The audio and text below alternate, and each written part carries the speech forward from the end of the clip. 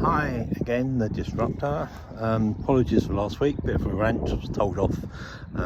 These are meant to be positive broadcasts, so I imagine I've probably gone down to single figures in terms of my audience, but there you go, these will stay up on YouTube until I'm probably banned or whatever.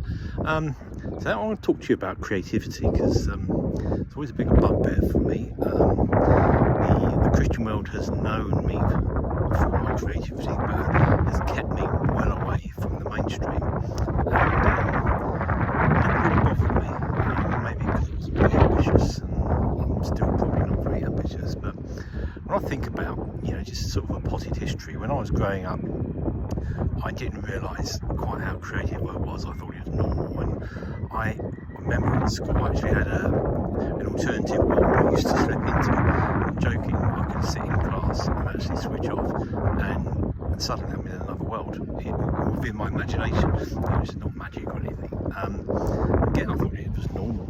I grew up, I did lots of creative things. I did comics for school friends and university friends, and then I became employed and not using my creativity. I never had the confidence to try my hand at writing and trying to get published like this. No one ever encouraged me, and so I just drifted into the other side of my brain, the right side, with the mathematical side and the intuitive, not the intuitive, the intellectual bit.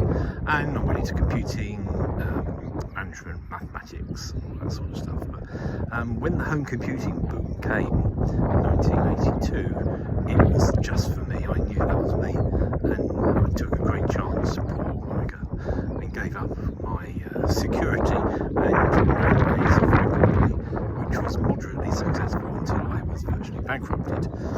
But the point being is that it enabled me to use my creative talents to both program and design and write computer games. And the thing is, I never pushed myself until one day I thought, I'm going to pull all the stops out, and I wrote something called Pettigrew's Diary.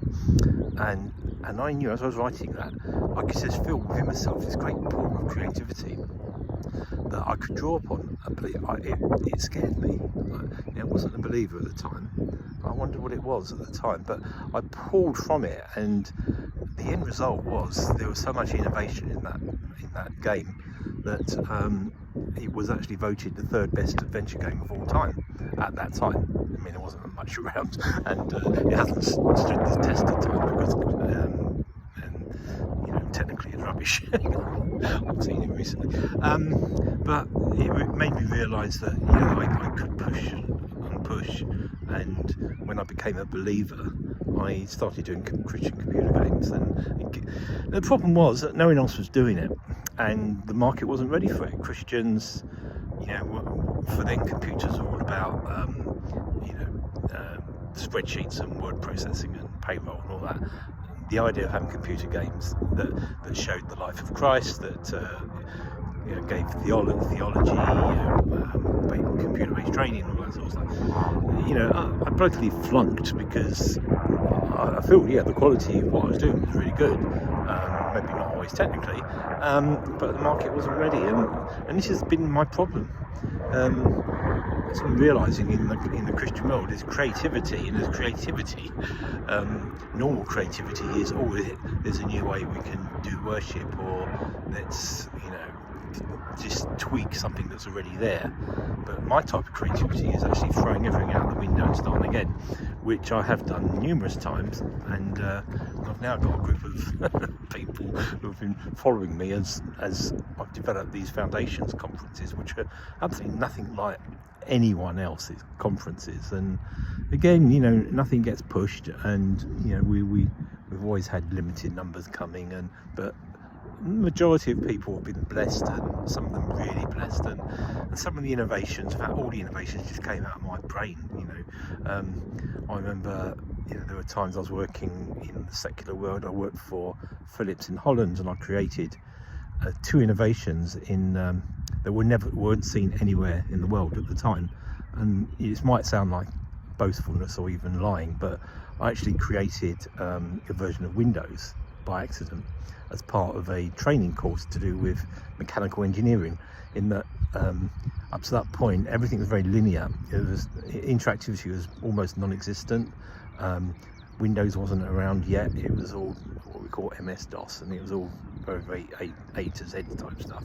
I just had this idea of, you create some ideas on the screen, pull them together and make them accessible by clicking on a button on the screen, which was actually unheard of, because that was the object orientated stuff that Windows was based on. But this was before Windows. Also created an interactive glossary, which was unheard of, and I just realized that at that time, that was when I became a believer, and at that point I said, everything I do is for the Lord, and it's been that way ever since, right up to now. But now I'm in the spot where I've done what I can. I've prodded, and it's not really a rant, but I do feel that I've probably done as much as I can do in terms of resourcing the digital world. I have the books there, and I'm hoping they'll find a good home. I'm going to put all the books on the internet interactively, so everything I've done will be free of charge for anyone going onto the web, and they will find it when I'll finish up this year sometime. Really do feel that the Lord is bringing me into writing screenplays. It's always been my great love, script writing. It suits my personality. Those of you who know me, I'm not into detail. I'm into action, very Hebraic. I'd rather have things happening and dialogue and action, rather than narrative and descriptions and the Greek type stuff. So it's excited me, because that first screenplay I've done only took me a week, and I'm now on the second draft and hoping to get the interest of some agents. So please pray for me there, because it's what I really want to do. I want to keep churning these things out and using them to promote an alternative to the rubbish and dross that is out there in the secular world. Old-fashioned values. Okay, they're old-fashioned, but maybe we can make them new-fashioned, if that's such a thing. So anyway, that's enough now. I hope this hasn't been too much of a rant. It's all very much stream of consciousness stuff, so no idea how you're going to receive this, but please get in touch if anything chimes with you and you want to chat. That's fine. So that would be enough for now. Thank you. Goodbye.